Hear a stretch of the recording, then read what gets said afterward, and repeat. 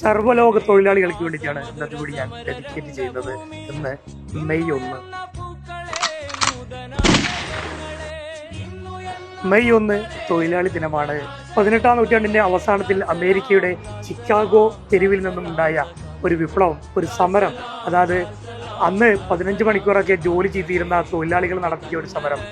അത് 8 മണിക്കൂർ ജോലിയും 8 മണിക്കൂർ വിനോദവും 8 മണിക്കൂർ വിശ്രമം എന്നുള്ള ആ ഒരു സമരത്തിൽ നിന്ന് അന്നുണ്ടായ ചില സംഭവങ്ങളും സംഭവവികാസങ്ങളും എല്ലാമാണ് മെയ് 1 എന്ന ആ തൊഴിലാളി ദിനം ഇന്ന് സ്മരിക്കപ്പെടുന്നത്. ഇവിടെ വലിയ വലിയ കമ്പനികളിൽ ശീതീകരിച്ച റൂമിലിരുന്നിട്ട് ജോലി ചെയ്യുന്നവനും തൊഴിലാളിയാണ്. ഇവിടെ റോഡരികിൽ അവിടെ ക്ലീൻ ചെയ്യുന്ന ഇവിടുത്തെ റോഡ് ക്ലീനറും തൊഴിലാളിയാണ്. അപ്പോൾ തൊഴിലാളി എന്നുള്ളത് ഒരു വലിയ ലോകമാണ്. എല്ലാ തൊഴിലാളികൾക്കും എൻ്റെ എല്ലാവിധ അഭിവാദ്യങ്ങളും.